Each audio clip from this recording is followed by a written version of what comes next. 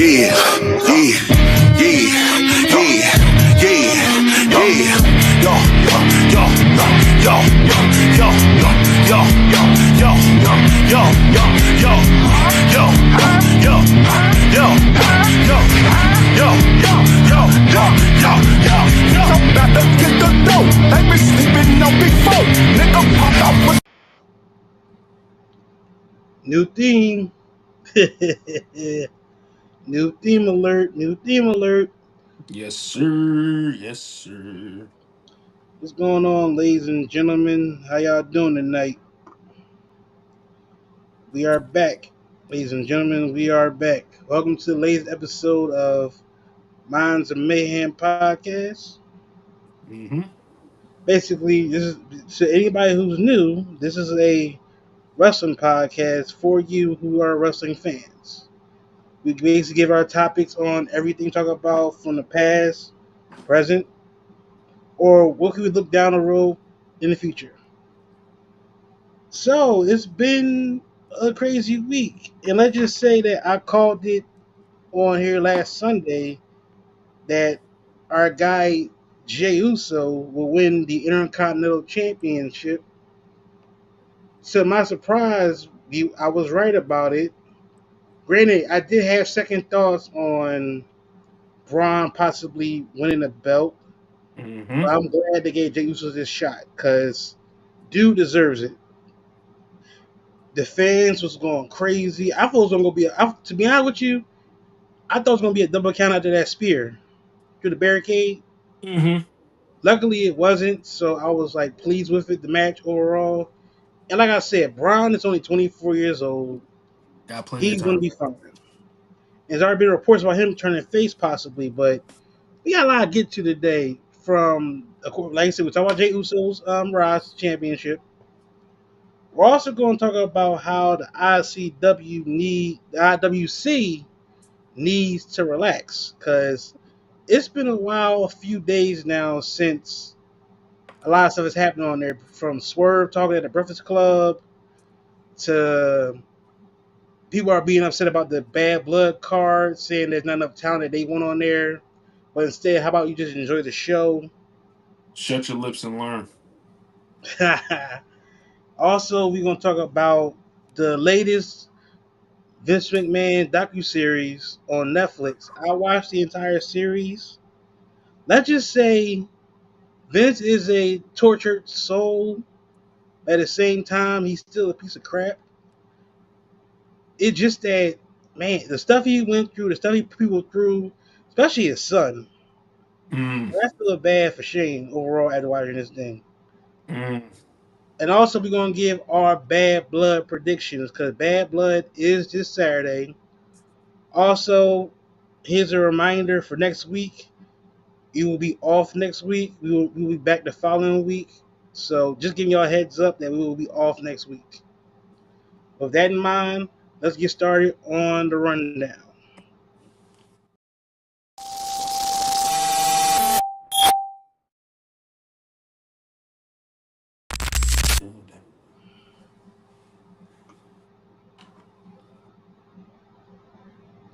All right, there we go.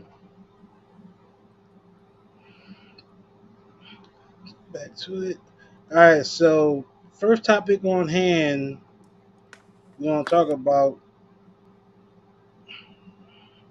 is Jey Uso wins the IC championship.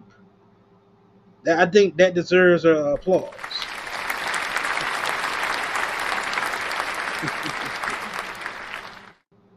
Yeah, man, it was a long time coming. It should have been happened, in my opinion, but luckily they gave him this opportunity to prove that he can be a champion as a singles competitor. Because he's been known as a tag team competitor for the longest, and to his degree, him and his brother ran the tag team division for years. Mm-hmm. It was them, the New Day, at time it was Cesaro and Sheamus. Like they all ran the tag team division at one point. The Mm-hmm. Revival before he left to go to FTR. So they ran that division.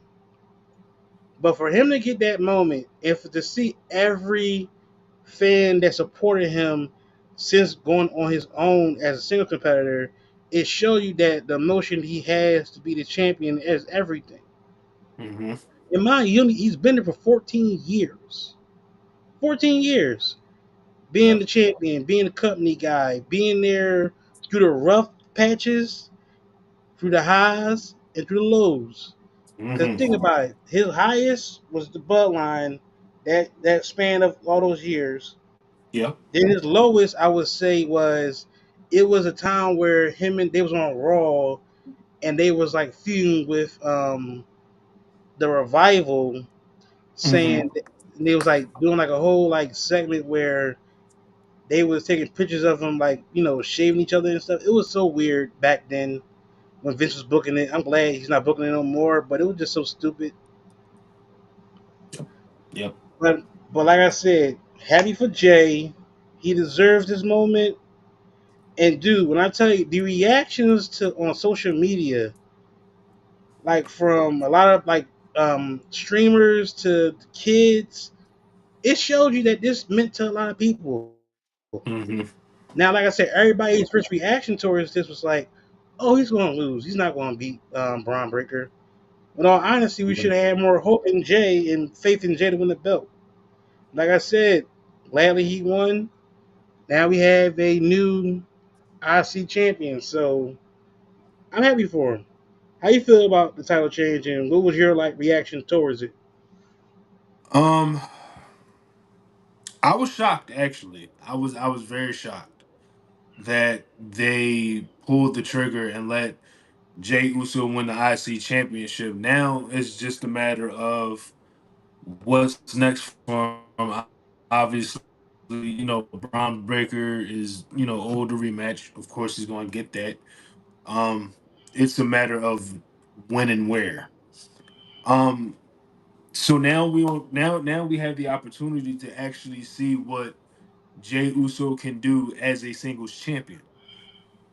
I mean, multiple tag team champion, you know what I'm saying? He definitely showed his potential in that main event slot, against Roman Reigns and yeah, against Roman Reigns basically. And so we had a glimpse of that about 4 years ago during the pandemic, and all of that hard work leading up until last Monday showed that when you definitely work as hard as like any of the Usos, actually, I'll put it to you like that.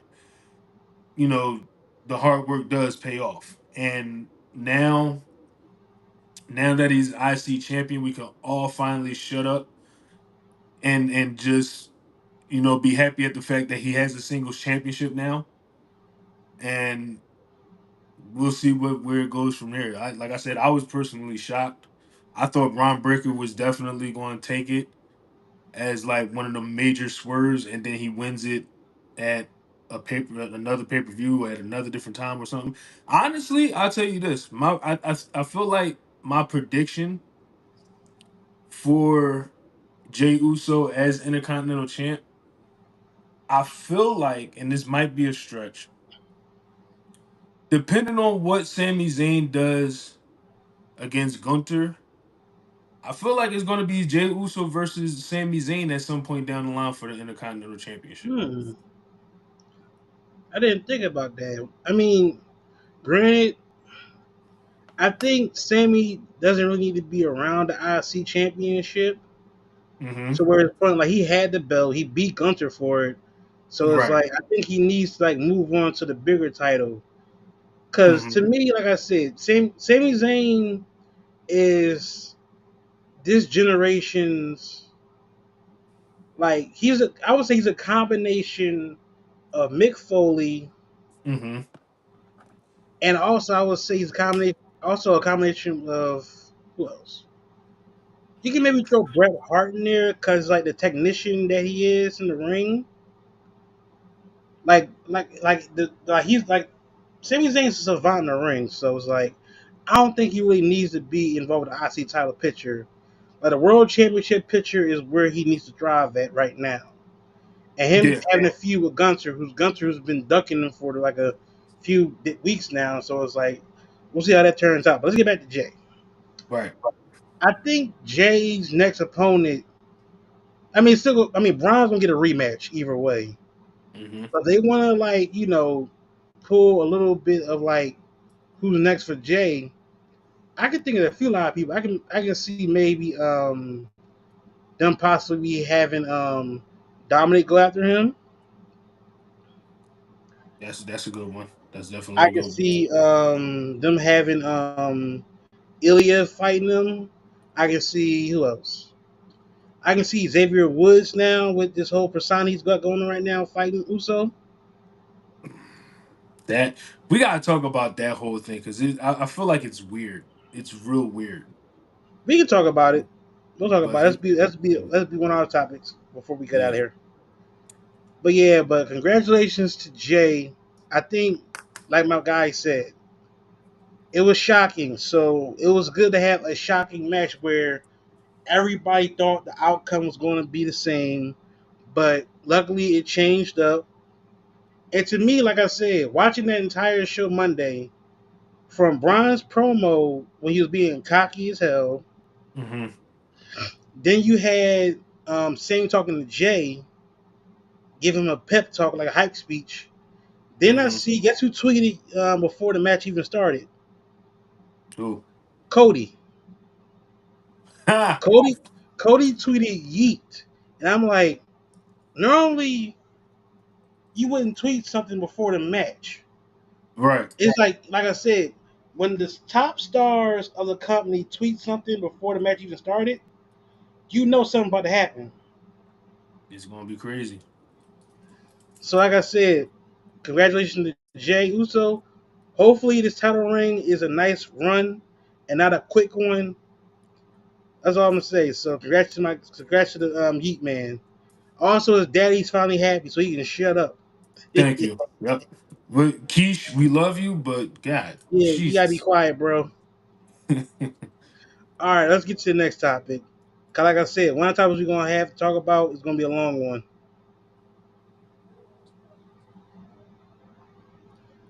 The internet wrestling community Yep. needs to relax. Yep. And why is this a topic? For obvious reasons. For obvious reasons. Recently, we just had AEW in New York for Grand Slam, and the talks about of certain wrestlers that work there are former WWE wrestlers, Mm-hmm. and of course, Breakfast Club Charlemagne asked a question: would you ever go back to WWE? And Swerve said no. He's basically building his platform over in AEW, which he rightfully so is. Think about Right. it. Since being AEW, Swerve has used the character he wants to be. He's getting the Mm-hmm. opportunity that he thinks he deserves. Like I said, everybody. Like I said, I think everybody got to realize something that WWE is not the end all be all.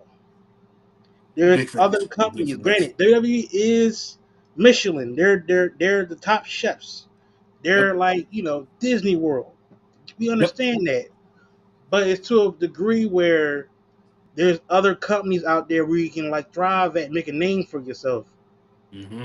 WWE is it's the big leagues, yes, but at the same time, you don't have to go to big leagues all the time to get noticed.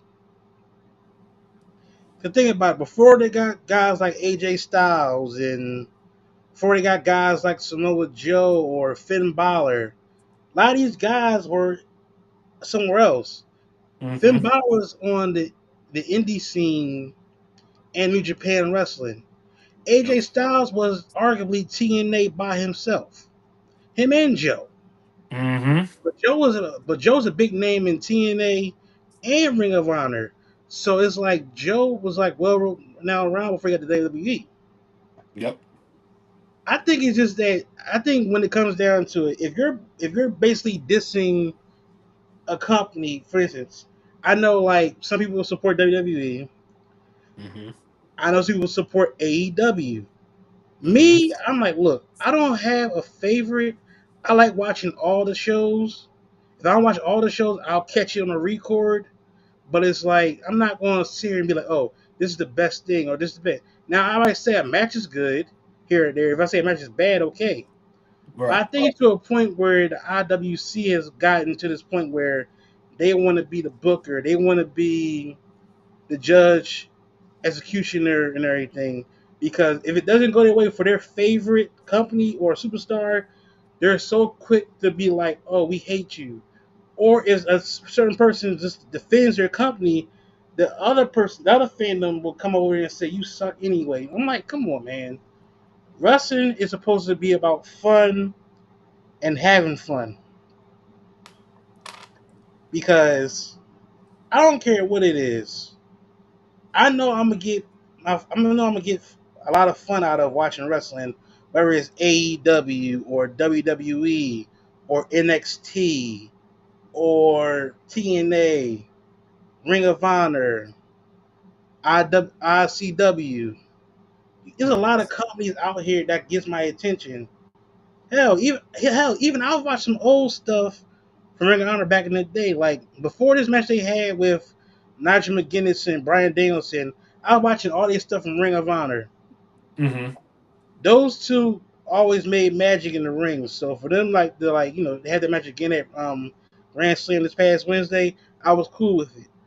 But I'm not going to sit here and bash the other company because the company that I might love is not doing well. Like, come on now, Right. it's just Right. so stupid. Like I said, they gotta relax.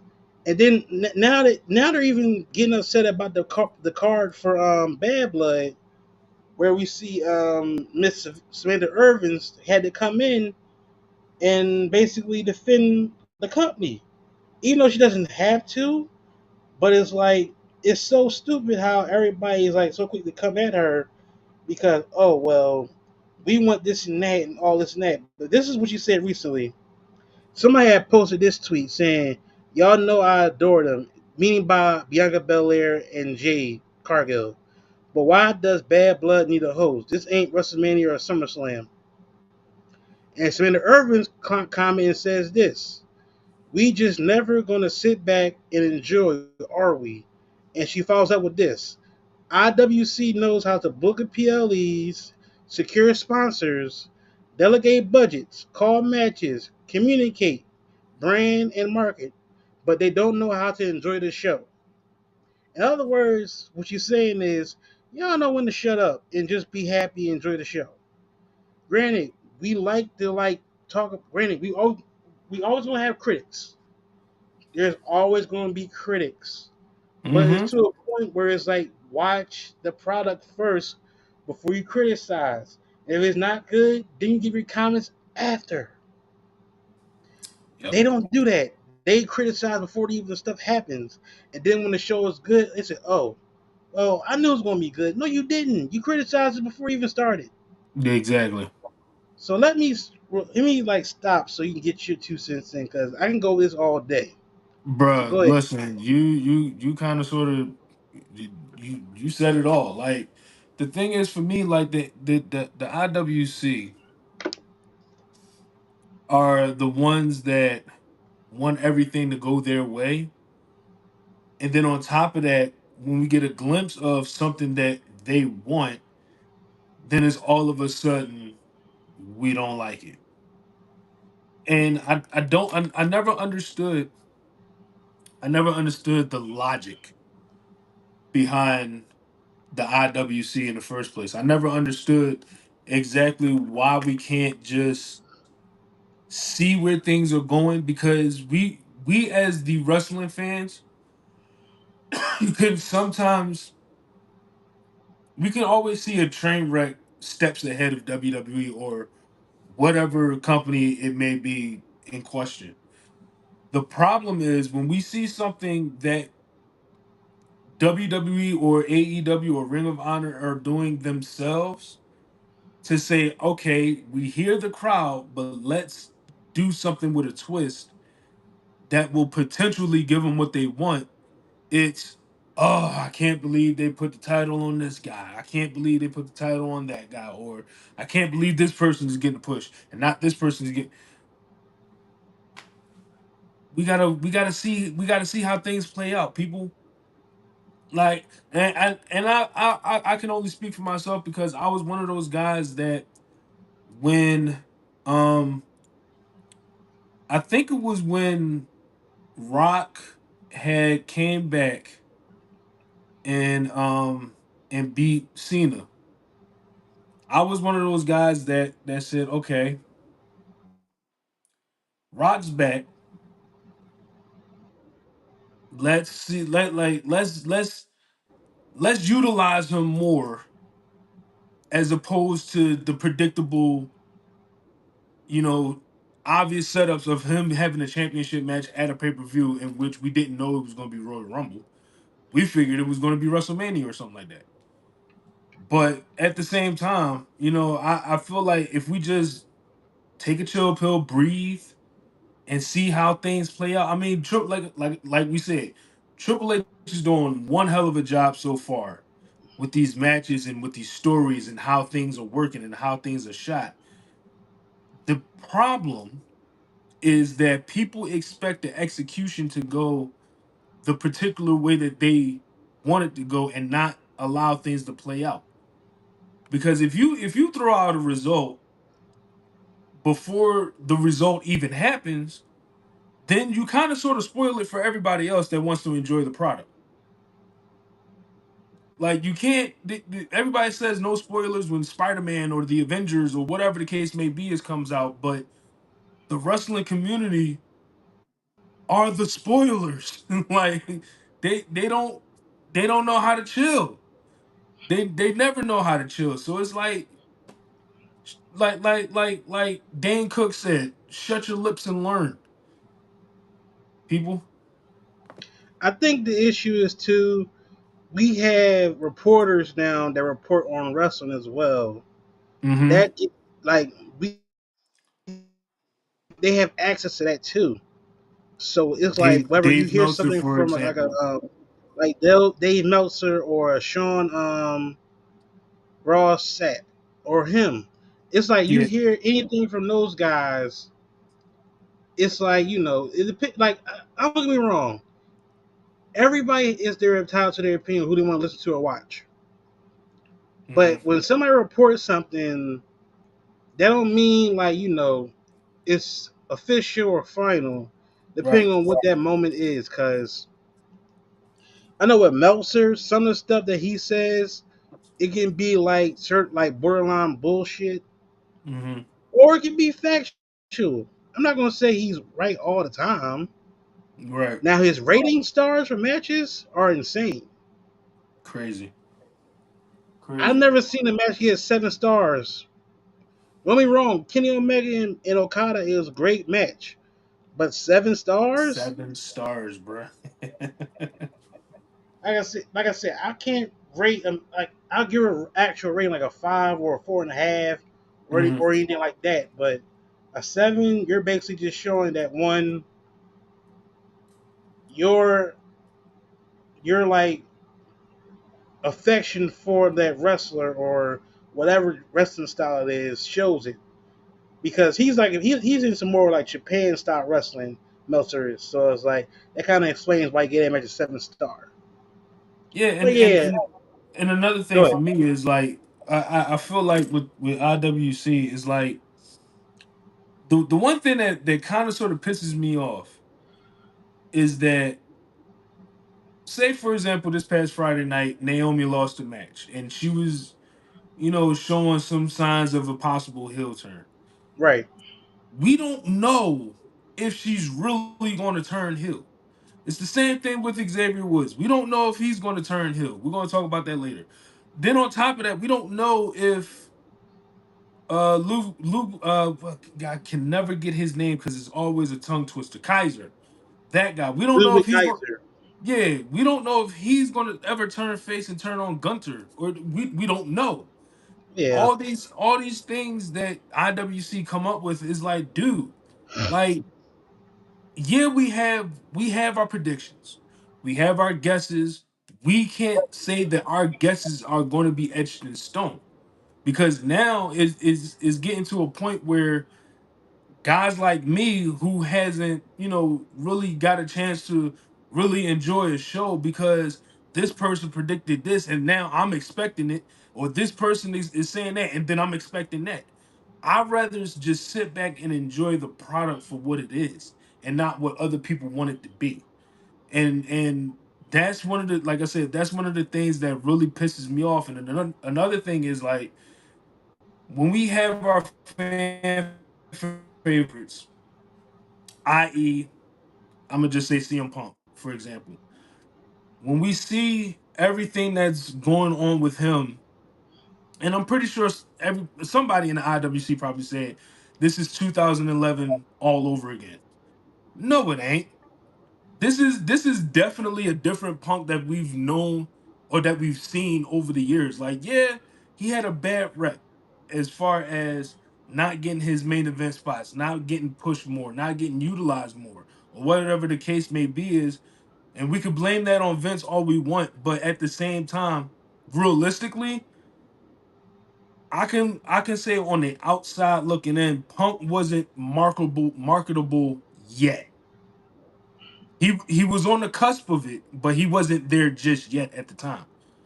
But Right, I can until see that that. pipe, yeah, until that pipe bomb happened, then it was, oh shit, he pulled back the curtain when he wasn't supposed to. So now all of a sudden we have guys like Sam Roberts and guys like Peter Rosenberg who are working on the inside of WWE that can't really give us the inside of WWE, and they're the ones that hold some certain information that could say, okay, well, I was backstage when I heard this. I was backstage when I heard that. Like the damn thumbs up. But I could think back to the interview with and I know this is a long tangent, but I could think back to when Peter Rosenberg interviewed Roman Reigns during the pandemic, and he was saying that, Paul Heyman was saying Roman Reigns is not gonna like this. Like, he legit thought like that was a for real thing as far as that chemistry that we see on TV. And it kind of sort of was, but at the same time, it kind of sort of wasn't. Right. So, like I said, when it comes to the IWC, we cannot just toss things into the fire and expecting things to just show us an image of the perfect, thing, because the chefs that are in the kitchen that's preparing the meal, let them cook. You can't just say, oh, why not add this, because then it spoils everything. So shut up, IWC. Just shut up. Not the backhand.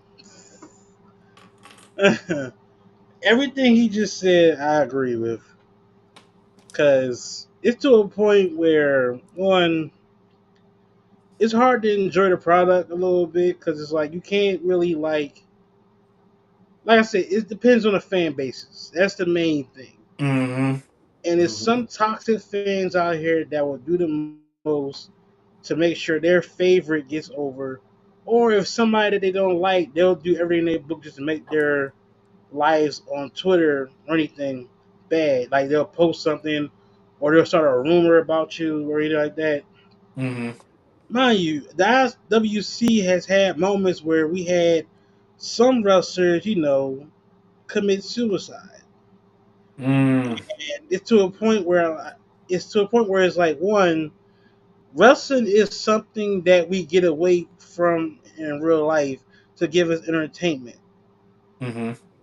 It shouldn't be a point where we're basically dogging somebody or bullying somebody because we don't like them and we think they shouldn't be on TV. Granted, Right. is some wrestling on TV today that shouldn't be wrestling. Like, for instance, to me, Chris Jericho, one of the best wrestlers of our generation, he needs to hang it up for real, but he's still going. That's just my opinion. Am I going to bash him on social media saying that, oh, this dude needs to die or this dude sucks like all the time, or I'm gonna say, oh, he just fat or this and that. I'm like, I'm not going to do that. Right. It's my opinion that Jericho needs to hang it up. That's all I'm gonna say.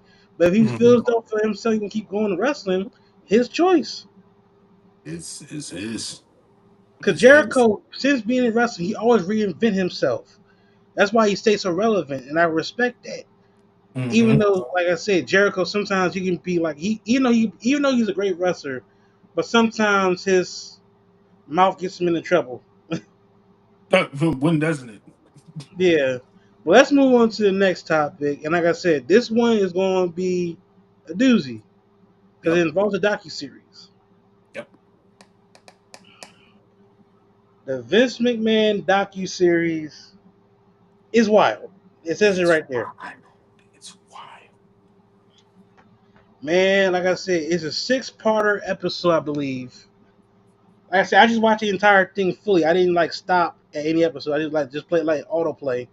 Mm-hmm. I'm watching it and everything. And like from his, like you can tell from Vince's childhood to like recent stuff, he's always been a tormented soul. Cause it's like certain things that Vince has like either been involved or did for the company was for the good and was for the bad. Mm-hmm. Now, some of the stuff I took some notes on the program, I'm gonna shoot some to you like one by one. Okay. So, like I said, Vince is bringing up basically he had a complicated relationship with his stepfather and his biological father. Right. You can like I said, that relationship not having a father. I mean, yeah, it'll hinder you, yes, and Mm-hmm. you can see why he was so tormented towards Shane Yeah. because it's to a point where it's like, yo, you really need help, Hold and on. it's like you can tell from his family upbringing, it was full of like prejudiced people. Mm-hmm. But yeah, that's like the first thing I could notice in the first episodes. Also, here's another note I took. It was noted in the '80s he had got hit with sexual allegation assault early in the '80s. So even before this situation happened recently, he has been in allegations before. But it doesn't surprise me because you think about it, the '80s was a wild time in wrestling. Hell of a WWE, wild time, bro. WWE was just getting started. Because think about it, WWE just started that rock and roll like The rock and coalition. roll connection. Yeah, yeah, Yeah, they just started that and everything with MTV and stuff. yeah. So it's Yep. like I can see why that somebody would charge him with allegations like that. But also here's another note. Vince McMahon was trying to fire wrestlers that was trying to start a union. Mm. So Yep. Jesse the Body Ventura wanted to start a union of wrestlers. Mm-hmm. Basically. Yeah. You know how union works for every company. They want to make sure that their wrestlers are being paid properly or taken care of with like insurance, make sure their Mm-hmm. family is supported, 401k, Mm-hmm. stuff like that. Yep. But Vince didn't want to do it. And guess who snitched about it? Hogan. Yes. Mm-hmm. Hulk Hogan basically snitched about wrestlers possibly trying to start a union. Which is like you would be a part of that. Why would but at the same time though, yeah, think about it. Hogan was the poster child for WWE. So it's like he didn't really need a union because everything he got was to himself. Whether it was a championship or basically TV appearances or being the face of the company, Hogan was that.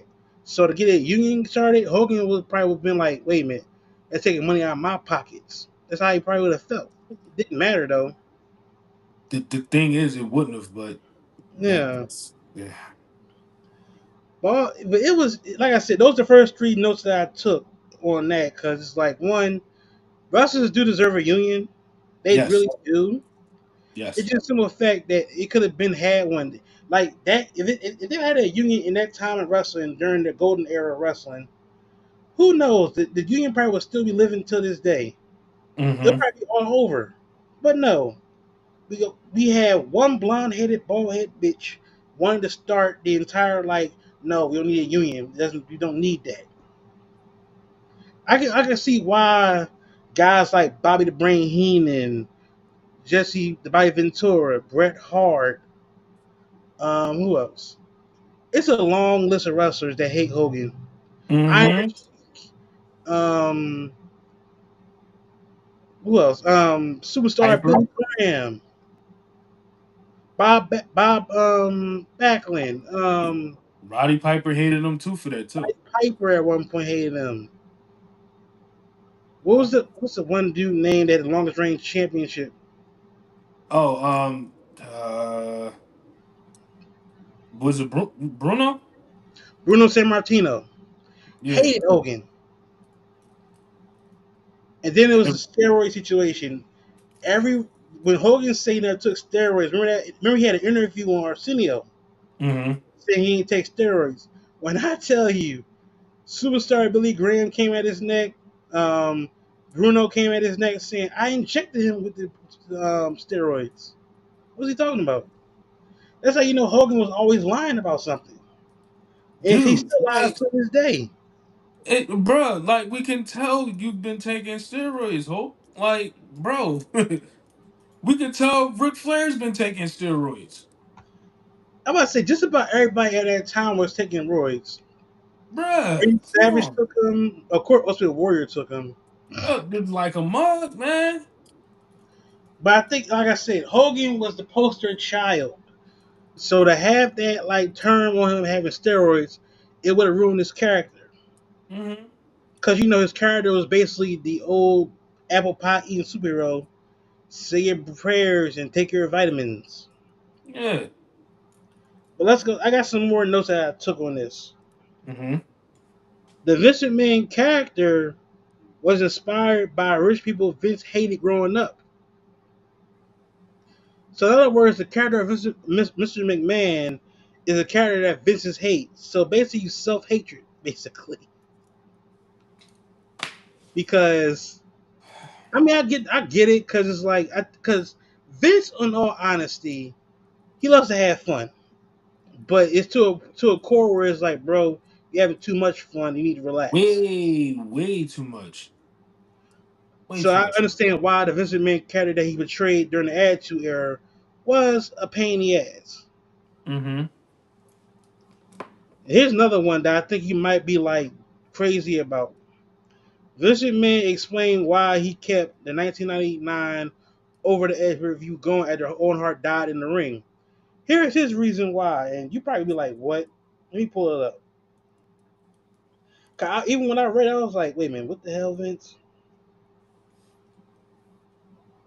Let me see if I got it. Hold on. This was his reason. According to Vince, he made the call to keep the show going because fans didn't see Hart drop from the Raptors after it happened. While the arena lights were turned off, he figured people came to see the show, not some dying in the ring, so they would get exactly what they paid for. That's what Vince said. And Bret Hart responded like this: "Had it been me who splattered on the mat, as Bret said, I would want the show to go on. So get me out of there and let the show go on. So I'd do it with me. And to this day, I wouldn't." Vince said in docu series.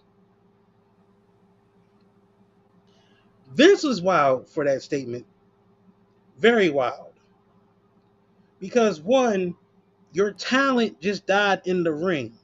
In the In my bro. mind, I'm stopping the show.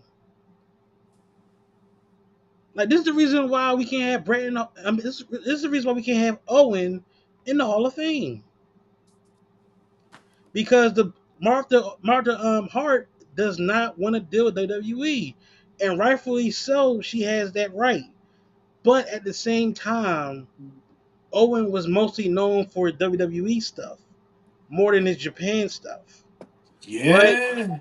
I mean, I don't like I Yeah. said. Owen can try like to talk to her about it to get him in the Hall of Fame. It'll probably never happen until anything. Like I said, overall, Vince was wrong for doing that because you could have stopped that show. I agree with that wholeheartedly. Like if my talent or one of my talents have suffered a fatal injury on pay-per-view TV and the fans are there to see it, yeah, we stopping the show. Like we're done. But to go back to what you were saying as far as like Owen being in the Hall of Fame. I feel like this is my personal thing. So no disrespect to the Hart family, no disrespect to Martha, just no disrespect at all when I say this. If Brett can go on national TV and forgive Vince, then I think it's time to forgive WWE. Now, we can't sit here and say that it's completely WWE's fault that Owen died. We can't say that it's completely Vince McMahon's fault that Owen died. Because not Owen, Vince went on record himself to say, if I want my talent to try anything, I'm going to try it myself. And he did. And he did that. With that being said, and I know like the Hart family has this love-hate relationship with Vince McMahon. I get it. I completely get it. I completely get it. The flip side to that is when we talking about one of the most beloved Hart wrestlers besides Brett to be in the Hall of Fame, now is the time to put Owen Hart in the Hall of Fame. All the screw jobs set aside, all of the personal vendettas, even with Triple H being at the helm of the WWE now, people have to grow up and have a sit down and say, okay, I know that we have this history as far as the Hart family is concerned, but let's put water under the bridge. Let's focus on the fact that Owen's career is a staple in this company, and let's put him in the Hall of Fame. In fact, we'll do you one better. We'll have Martha herself induct him into the Hall of Fame because it the one thing I hate more than anything itself is people holding grudges about something 30 maybe 20 I'll say 20 to 30 years ago. And it's like, dude, time heals all wounds. You know what I'm saying? It does completely. Like if I have a personal grudge with any of my friends, I'm definitely going to work on rekindling the relationship at some point. Yeah, we're going to need some time apart, but at the same time, I'm not going to sit here and say, "Oh, well, this person did such and such, fuck them." No, if we have the common ground of somebody making an impact in the company, like Owen Hart, put him into the get him into the Hall of Fame. Get him into the Hall of Fame, and whatever you have afterwards, it could be afterwards. But I'm just saying, if Brett can come to WWE without a problem, especially with Triple H, because he said it himself, it's always a pleasure to see Triple H. And we know Triple H at the time during the screw job was only covering for Vince because, again, he knew about the screw job, but he didn't know the depths of the screw job. So it's like I can see why Triple H, was covering for Vince at the time. I get that. But now, years later, the screw job has already happened. Brett and Triple H have already, shook hands, made peace with everything. Why can't the rest of the Hart family do that? I And think and it's it, like, when it comes to the Hart family, it's a little touchy segue because one, Brett, he's now in WWE again. He signed a legendary contract. hmm Of course, Natty, she's still there. yeah. Of course, they honor, her father and Brett in the Hart dynasty. hmm The Bulldogs family, their name is in it. Thing is, like I said, just about three people from the Hart dynasties in the Hall of Fame: Brett, Anvil, and Bulldog. You're only missing two more people to get in the Hall of Fame from that dynasty. hmm You're missing Owen, and you're missing Brian Pillman. Now Brian Pillman's son is now in WWE as Lexus King. Mm-hmm. So, like I said, when it comes down to it, it could be a touchy situation. In all honesty, will Martha ever get to do that? I don't know because, like I said, AEW has done a lot with the foundation and everything. What they was doing for the, I think it was the Owen Hart Foundation or something like that. Yeah, Or yeah, no, the Martha Hart Foundation. I could be wrong. I could be saying it wrong, but I think it's like a charity they do, and they do like something with tournament and everything. Whoever wins, yeah, and yeah. they honor Owen every year with that tournament. But Mm-hmm. my thing is, Mark Henry in his Hall of Fame said it the best. He deserves to be in this Hall of Fame. If you look at his moments, his WWE moments outweighs anything he's done outside WWE. Exactly. Granted, Exactly. His New Japan wrestling career is goaded too, but it's like his WWE career, his WrestleMania moments with his brother. It was moments where Brett could have been world champion in WWE, but he didn't get it. Mm-hmm. But let's just say that Vince was kind of like, oh, you okay? Yeah, yeah, yeah. I was just checking notification. Okay. Yeah. Yeah, let's just say that Vince basically was wild, basically, for saying what he said about he'll keep the show going, all that stuff. It's a wild statement. Yeah. I'm like, Yeah. because when he said, I'm like, yo, he piece of shit. Here's another note I took on the match, or on the docu series. I said match. What's wrong with me?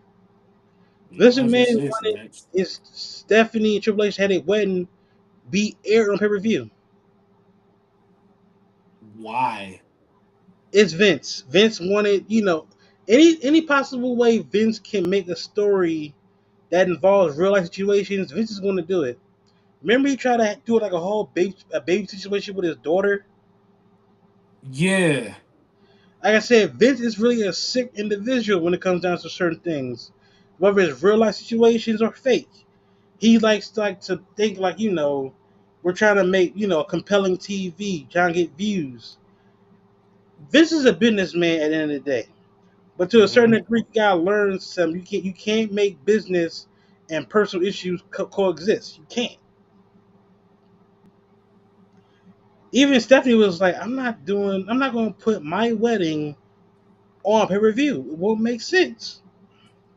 Yeah, and it was another thing about that too, where I think either Stephanie said it or somebody, I think it was either Stephanie or Shane said that Vince had the idea that he was the father of Stephanie's baby. Yeah, I think that was, yeah, I heard that was what I was talking about. I'm like, what? Wow. Like, dude, like that Vince was crazy. Barry. Vince I got a few was more notes I'm going to cover it quick. Got like four more. hmm Vince doesn't believe in CTE and concussions played in role of some wrestlers' deaths, which is bullshit because the most notorious like one that we had was basically Chris Benoit. Yeah. Yeah. Because they even talk about that in the docu series about how they heard what happened while they found out what actually happened while doing the whole tribute show, and they didn't want to say anything until the following week. So it's like they like I said, once they found out what happened while the show was going on, it's like you can't stop the entire show now because it's like one, we're doing a tribute show. Yeah. I So for us just yeah. to stop this automatically and tell you what really happened, it'll be a bad look. So that's why the following week, if you notice that they didn't say what happened, and then they say that episode will be retracted from the history of the WWE ever again. So, but for him to say he doesn't believe in that CTE and concussions were the problem with some deaths in wrestling is crazy. Cause also you heard Stone Cold say he doesn't believe in CTE. Listen. I'm like, look, I know everybody has their stance on concussions and CTE stuff. I get it, Mm-hmm. but for people to say it's not real and everything, it's just showing that one, you're very airheaded a little bit, and two, you don't have no like knowledge on listening to like why it's a real thing. Mm-hmm. Now Austin used to play football a lot, and Austin he's old school to a degree. Yeah. Austin's a southern country boy from Texas that basically does that played football, did wrestling. The man then broke his neck in wrestling. Mm-hmm. Well, actually, he broke his neck and he was basically almost then there paralyzed. Right. So it's like I said, Austin he needed maybe, but actually at the time though when that interview happened, that was a few years back. So who knows? Maybe Austin's stance probably changed. Maybe we just don't Mm-hmm. know. Because like I said, the entire show was like a timeline from 2020 to like now. Right. Right. Well, of last year, not now, but of last year. Right. So it's like I said, some things are a very touchy situation when it comes to CTE and concussions. Mm-hmm. Also, here's some more notes. Vince turned down his son Shane's idea to purchase the UFC. That's the one. That's the one. That really it got me here because look at what WWE is doing now. TKO. Thing is though, Shane is not involved. That's the funny part. That's what trips me up. That's what trips me up. And I think and on that, I feel like now this is my only thing with Triple H on as far as this is concerned. The fact that Shane McMahon was a huge UFC fan, and the mere fact that he brought the world of MMA to the WWE in the capacity of Raw Underground, that should have been a glimpse of like, all right, we're in this pandemic. Let's see if we can make something happen with WWE and UFC. Like Taker is a UFC fan. Stone Cold's a UFC fan. Brock, Goldberg, all of those cats are UFC fans. You mean to tell me that the one person who's literally the genius of the family, in my opinion, Shane McMahon had this brilliant idea for WWE to purchase UFC, therefore bigger PLEs, bigger merchandising, better merchandising, locations and stadiums would be like crazy as far as UFC and WWE is concerned. Like think of this. If UFC's biggest show was on the scale of a WrestleMania, bruh, that's more money in both organizations' pockets. Very. And then on top of that, like Shane McMahon literally I feel like what was that, 2016 when he came back? I feel like It was 2016. I think it was before. before WrestleMania, right? It was before WrestleMania. Yeah, So we were like on the I road to f- WrestleMania at the time. So yeah, yeah, I feel like what Shane was saying at that time was the legit truth. Like, dude, WWE stocks were down, like down, to the point where Vince had no. I guess you could say Vince had no alternative but to have Taker fight, Rock fight, uh, bring back all these veteran superstars and keep Brock Lesnar around. so WWE can stay in the conversation, but not in the financial conversation as far as business is concerned. And for Vince to turn that down, bro, like you, I don't, I never understood why this relationship between Vince and Shane had to be the way that it is because, dude, your son watched you run an empire and he wants to enhance that said empire to a dynasty. And it's sad that it took your son in law to do the exact same thing that your son was trying to do. It just mind boggles me, man. It really pissed me off that he definitely turned that down. Yeah, but the funny thing about it is though with that, with some of the fact that Shane wanted to do that all those years, and then for you to like go ahead and sell the company to a company that's basically merging with UFC. Mm-hmm. When, in all honesty, back then you could have brought the UFC possibly. That would have been more like money into a merger into what you could have did for the future. But no, because Vince was going through what he was going through, and because it made public, he had to do everything in his power to basically turn the company over to somebody else because he knew what was up after everything got opened up. He Mm-hmm. knew from the rip that, oh, I'm going to get in trouble for what I did. He knew it. He knew. He just that was trying to be smart and trying to be a businessman and make sure his pockets is safe. And let's be honest here, Vince McMahon is I think worth over $1 billion. So it's If like not more.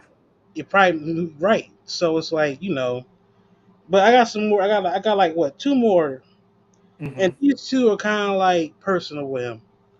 Okay. Shane's wild stunts were done to get his respect, Vince's respect. Oh yeah, we did. The thing is, though, this is my thing about it.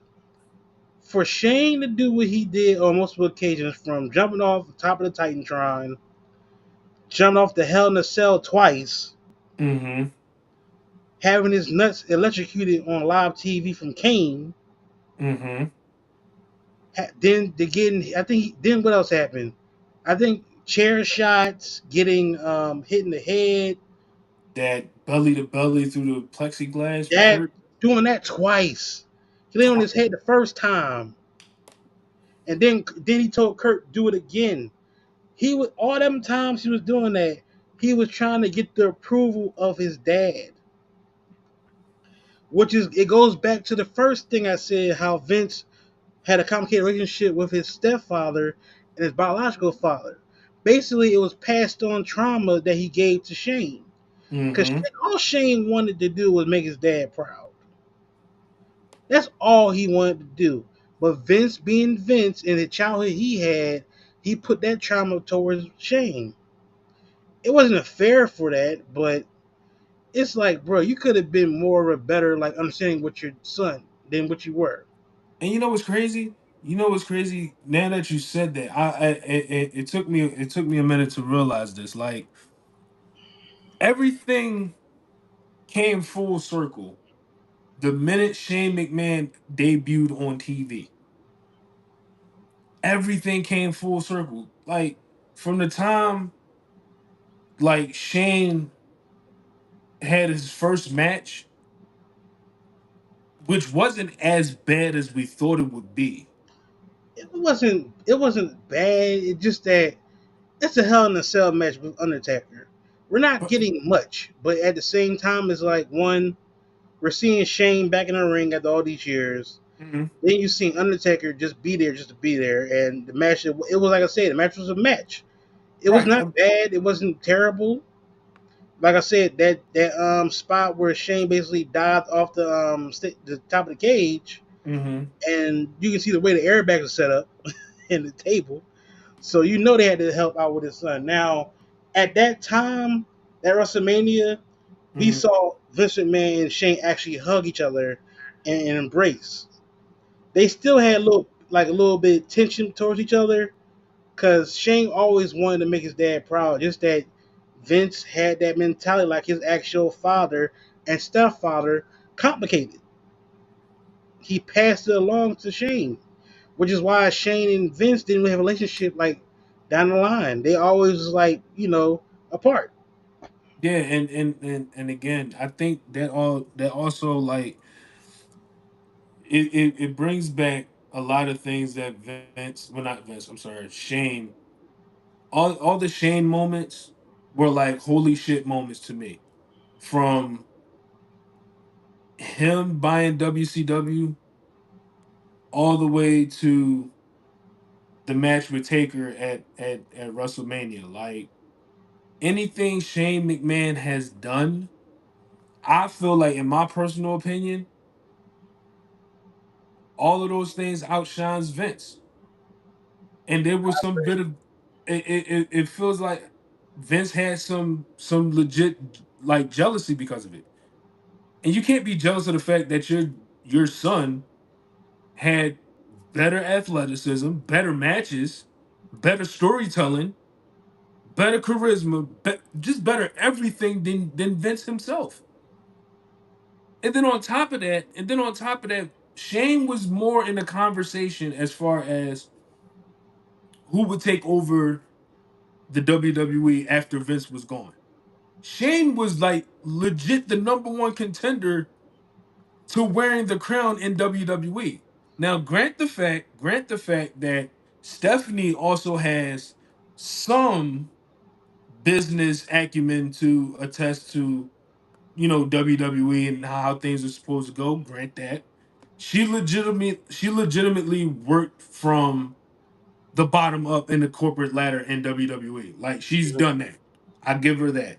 Yeah, The same thing with Shane. With Triple H, like I said, with Triple H, he learned from one aspect of the company and not the full aspect of the company. So that kind of hinders him. But he's doing a good job nonetheless. But out of all three of them, Shane McMahon had the overall package to run the WWE.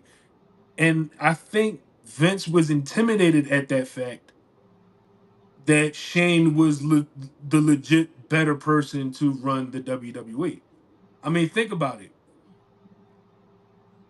When he became what's that? Was he general? He was a general manager on SmackDown, was he? who? Shane. He was the He was never general manager. He was general manager of. Well, he was commissioner of SmackDown. commissioner. He was commissioner on SmackDown. He was And commissioner of SmackDown, and Stephanie was commissioner on Raw. yeah. So when it came to SmackDown, SmackDown was drawing numbers because of Shane and how he was able to program SmackDown the way it was supposed to be programmed. Raw, on the other hand, could barely touch SmackDown's cape for all of that. Even though I'm Team Raw, I don't care. But I'm being completely honest with that. And Shane McMahon, like I said, Shane McMahon had the overall knowledge to run the WWE. And I feel like it would have been better than Triple H, maybe. But at the same time, Vince knew what he was doing at the end of the day when it came to handing over the business. He knew that somebody who's been a wrestler should know how things are operated, how things should go, how things should be ran. And he put it in the hands of a guy who's literally learned the business but didn't learn the full aspect of it. Like we don't know if Triple H really has that business sense. Like I feel like the business aspect of it, he's learning on the job. And it's getting better. It is. It's getting better, but it's not all the way there. And I feel like Triple H needs Shane to a degree in this matter. Now, grant the fact that he's over on the other side with AEW, which is rumored. It's rumor, yeah, but You here's my. know, I know you're saying Shane should be with Triple H on this side. This is my thing. It was reported that Shane didn't like Triple H from the rip when he started dating his sister. And granted, I know Triple H has been married to Stephanie for years now. Mm-hmm. We don't know specifically how their relationship is between Triple H and Shane. We don't Right. know.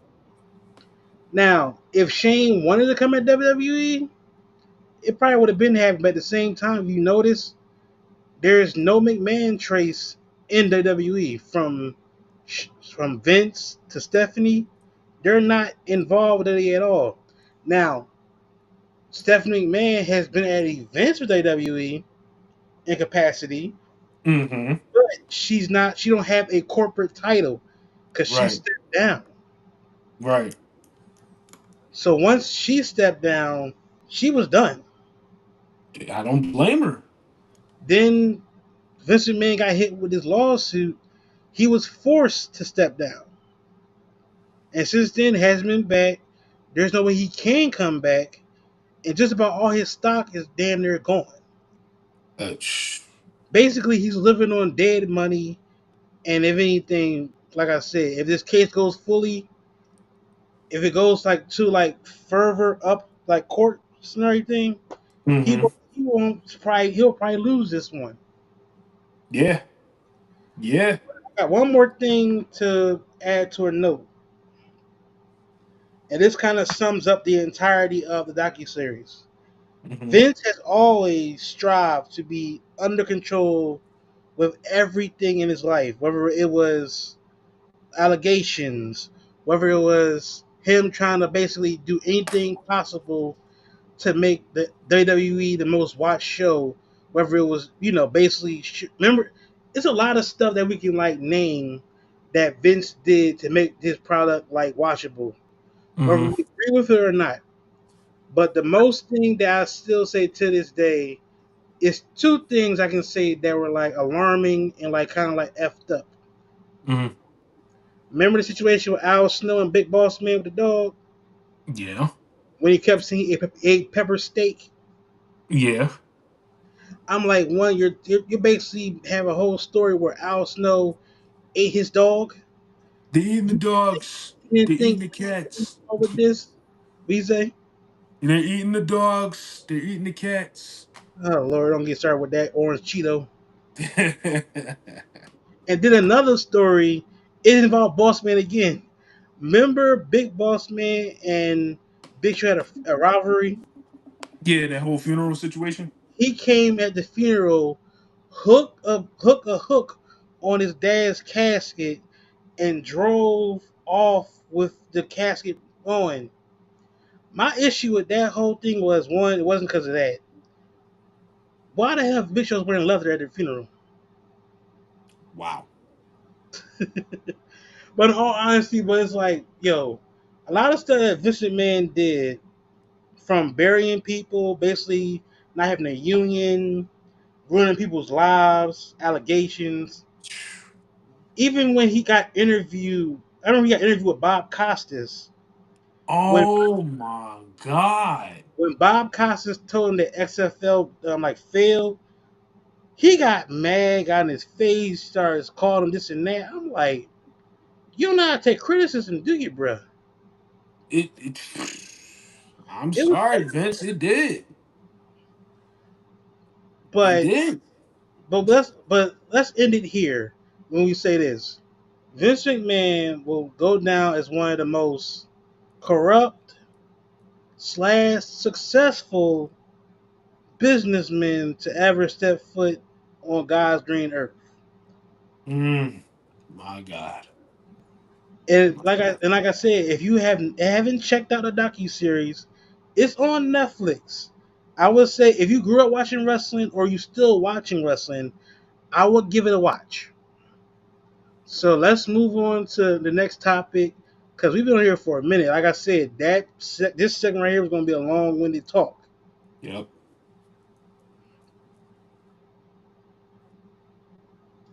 Heel Xavier Woods.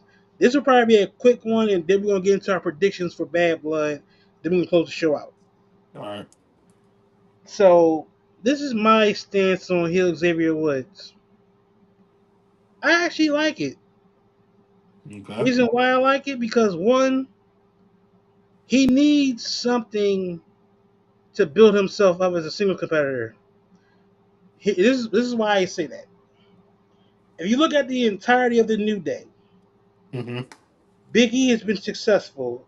Day champion, Intercontinental champion, tag team champion, Money in the Bank winner. Mm-hmm. Then we have Kofi, multiple time Intercontinental champion, multiple time United States champion, He's a multiple Grand time Slam. tag team champion, WWE champion. He always has moments everywhere, don't matter what it is.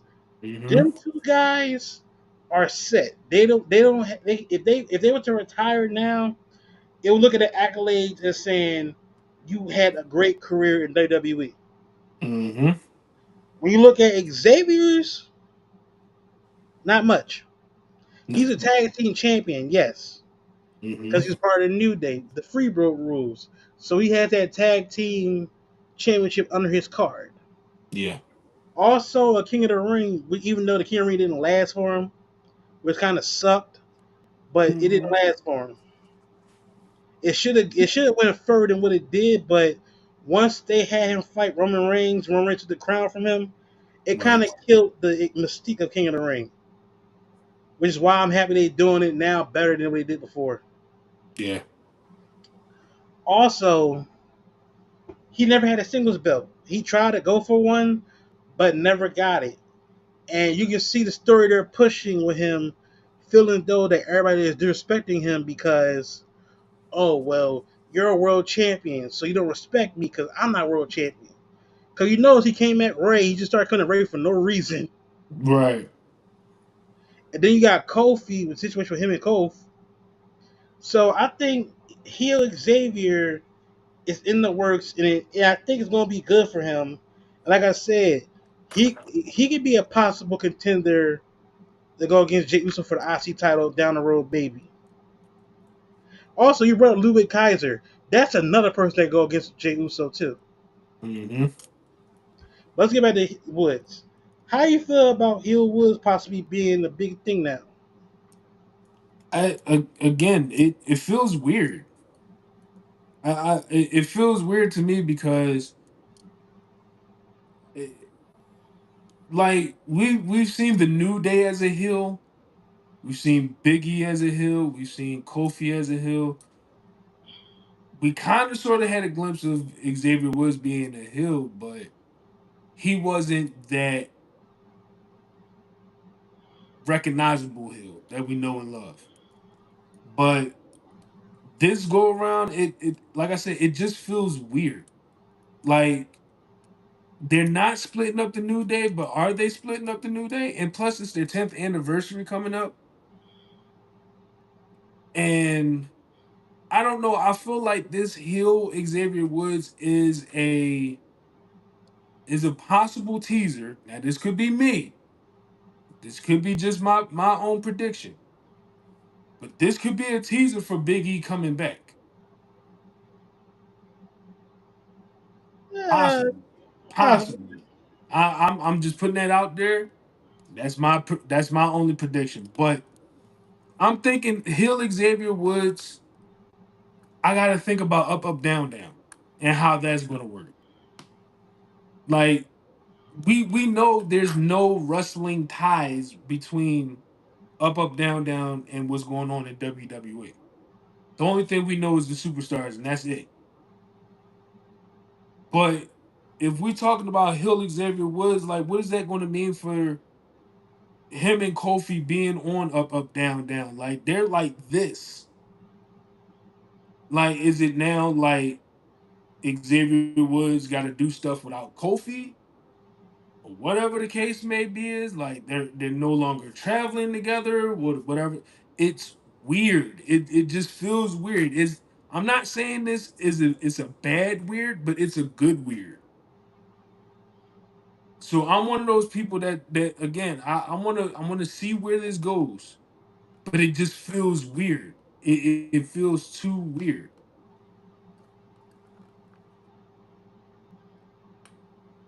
It is weird, yeah.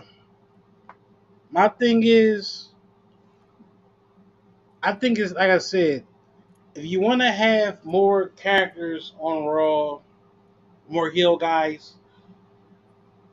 I think Xavier will play that heel role. Cause like I said,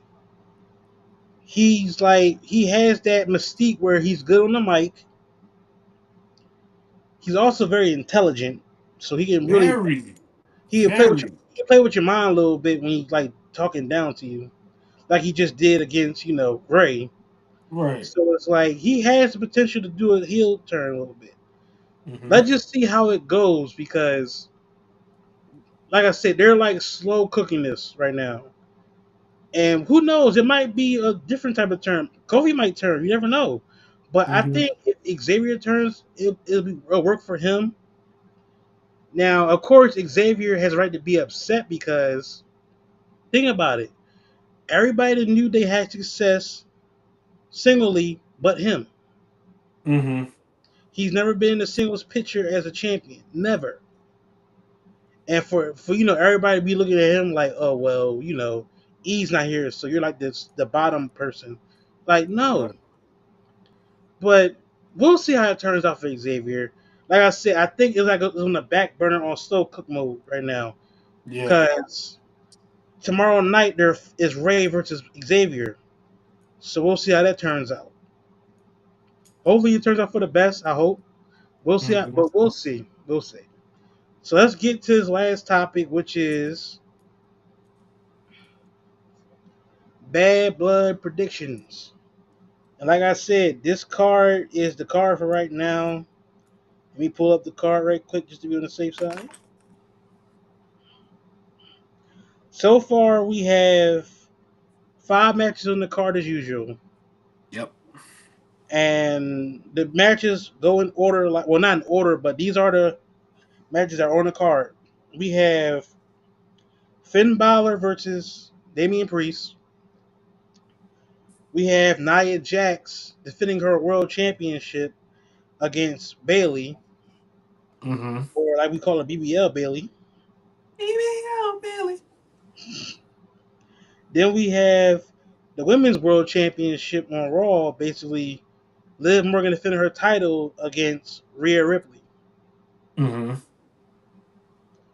Then of course we have the part three and last match, which will be the last match of CM Punk versus Drew McIntyre in Hell in a Cell. And then we have the main event, which will probably be the main event on the card, when you have Roman Reigns and Cody Rhodes teaming up for the first time ever versus the Mm-hmm. Bloodline, which contains Solo Sikoa and Jacob Fatu. Right. So let's start off with the Damian Priest and Finn Balor match. Who are you picking up for that match? Uh, not gonna lie to you. I feel like Damien is going to win it. Hmm. At the same time, I feel like Finn Balor might steal it. Okay. That's where I'm at with it. I mean, this is one of those matches where I'm cool with whoever wins.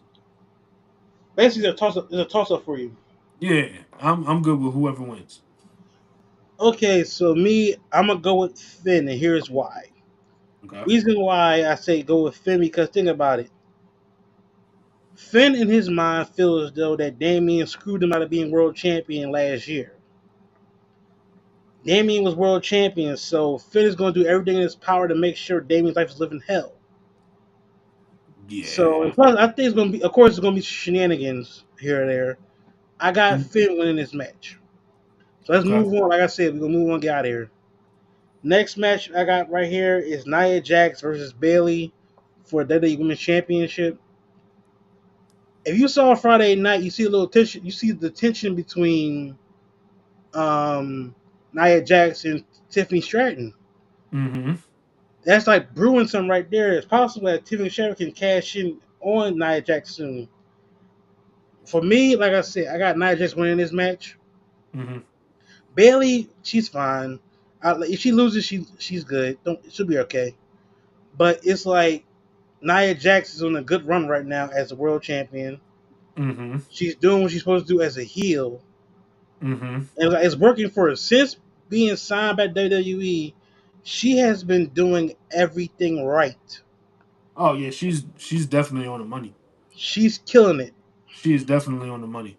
And I think this title reign is much better than her title reign in 2018. Well, that time didn't even get started for real. Cause think about it, they had her go against Ronda Rousey, and then she got cashed in on by Alexa Bliss. Didn't make no sense at all. Yeah, yeah, yeah. And then we got another women's championship match in Rhea Ripley versus Liv Morgan, with Dominic Mysterio being hung in a shark cage. Now, me, I have lived within this, and here's why. Okay.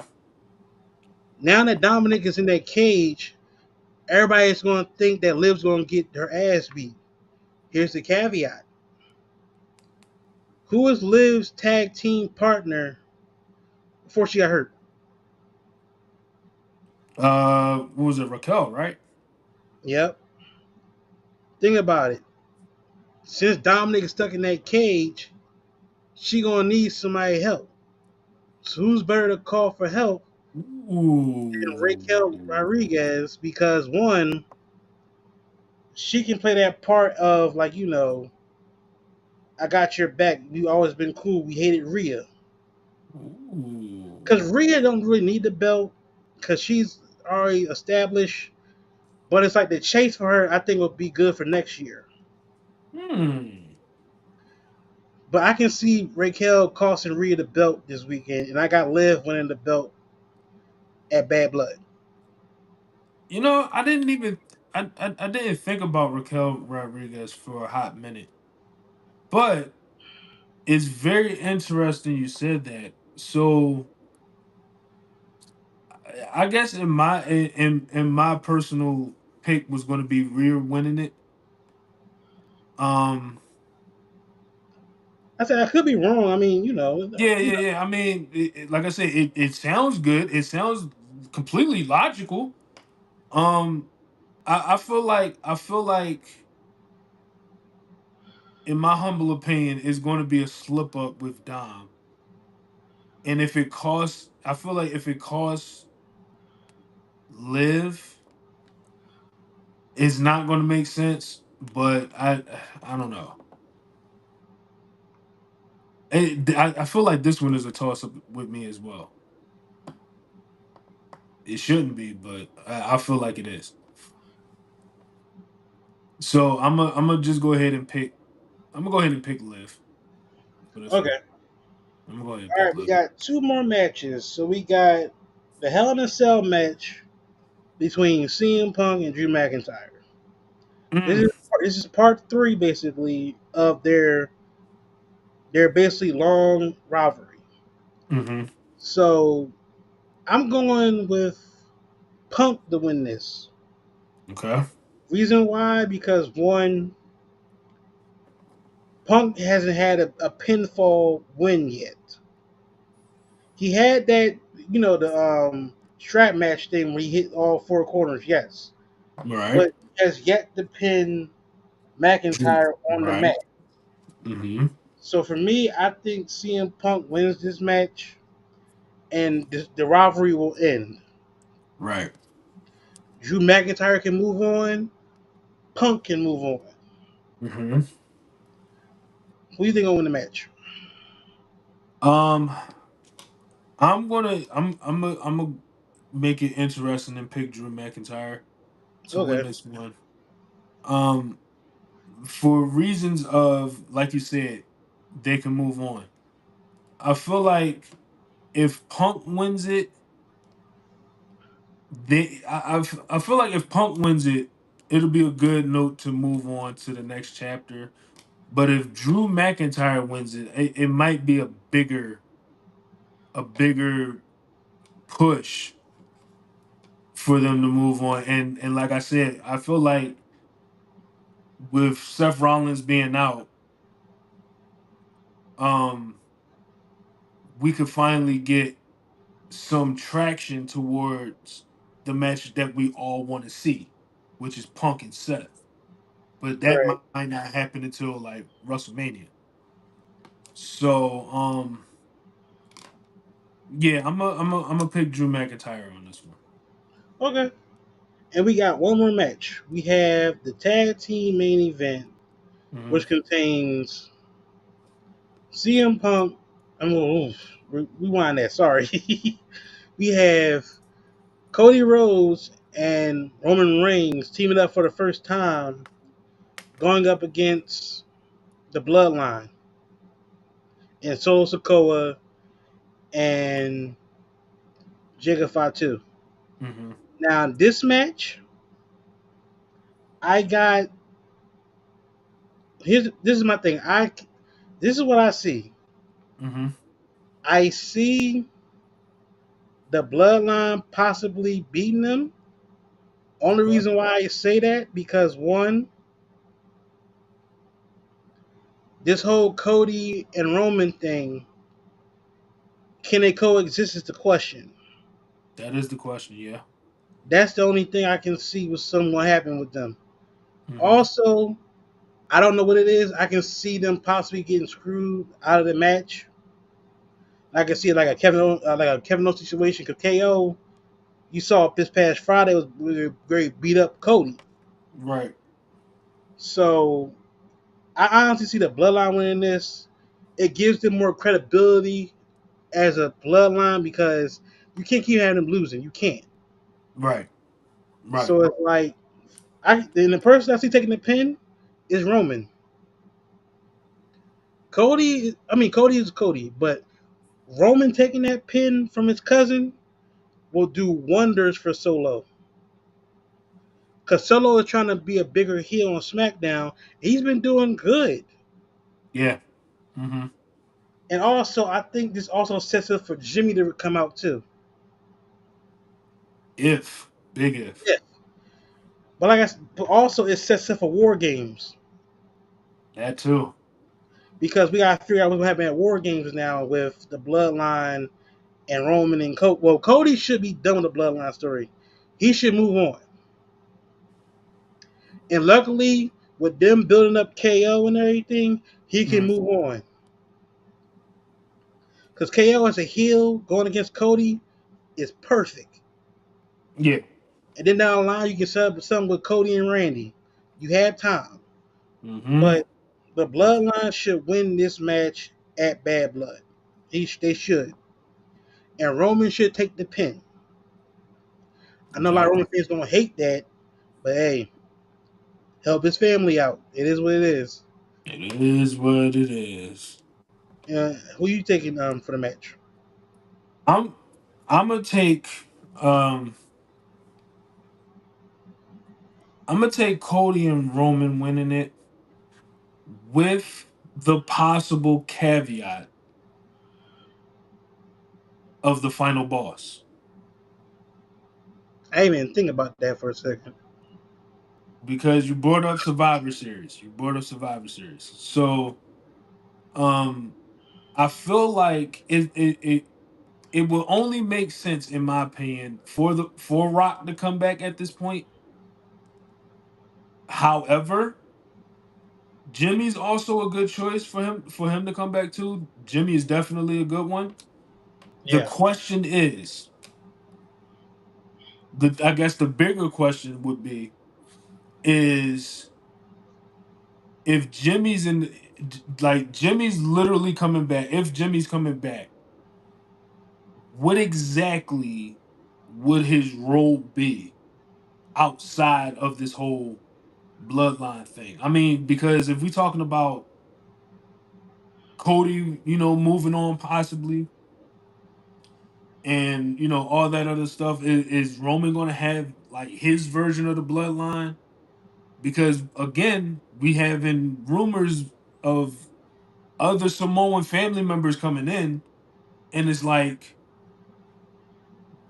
whose side is going to be with who? Because we right. already know, like I said, we already know Rock is gunning for Cody, Solo's gunning for Cody, and all of that other good stuff. But the Roman side of the bloodline, again, Cody said he has nobody, not even your wise man. Like, so it's I feel like Survivor Series is going to be the night of many returns, if not a return, or maybe even a debut. Well, I said bad blood, right? Bad blood. You meant to say bad blood. You good? Don't worry about it. Yeah, bad blood is going to be a night of returns, and yeah, it's just the better. It's like the biggest question mark as far as that main event is concerned. But I'm gonna take Cody and Roman winning it. Okay. And also, like I think we'll see how it turns out because Bad Blood is next week. It's going to be at Atlanta, so it might be a big deal. Hmm. We just don't know what's going to happen, and I like that for us. We don't know who's going to come back. We don't know who's going to debut. So Right. can't wait for that. So all right, guys, we're going to close out right here. We've been on here for about an hour and a half. Oh shit! Fireworks. Fireworks. Hey, It's crazy that the fans singing this song now so every time it comes out. loud and proud. Right. Um. So, okay, guys. So appreciate y'all for tuning in. We're gonna end it right here. Do you have anything coming up, bro, or anything happening coming up? Just keep your eyes out on ASW Philly _ Exodus Jones. Um, that's it. Like you said, that's it. And also, guys, you can follow me right here on IG, right here, this handle right here. Also, Mhm. we'll have the handles in the description box as well. Also, guys, like I just said before the show, we said next week you will be off.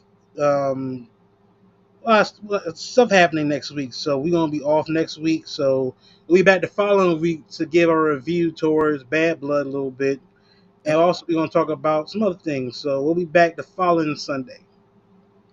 So I guess because like I said, now it's football season, and we both like watching football. So we're like gonna have like times where we're busy watching stuff. So Hmm. we'll still keep episode, just that we'll give you a heads up, letting you know that we're not gonna have an episode that night. Right. Also, like I said, Survivor Series, we're doing a live stream. Now, I said we now sometimes we'll still do a live stream. He might have to step out, or I might have to step out. But trust me, we're doing a live stream for Survivor Series. Yes, we If he are. steps out, the live stream will still keep continuing like it did with SummerSlam. Yes, we And are. and please come in, like and subscribe, share the podcast and everything, because we're definitely doing that live stream for Survivor Series. It should be a good night for WWE. And also this week, NXT debuts on the CW, which is the first night they'll be in Chicago. Yep. And it's already been rumored, bro. The show is rated TV 14. Oh man, which means it's going to be ass shaking everywhere. My God, I thought you hated it because it's your red. that's what I meant. Is But no, it's going to be a big deal because Sean had talked about it, so I'm excited to watch it. All right, guys, we're gonna get out of here. Thanks for tuning in to Minds of Mayhem. We'll see you the following Sunday, not next Sunday, the following. Have a yep. good night, guys.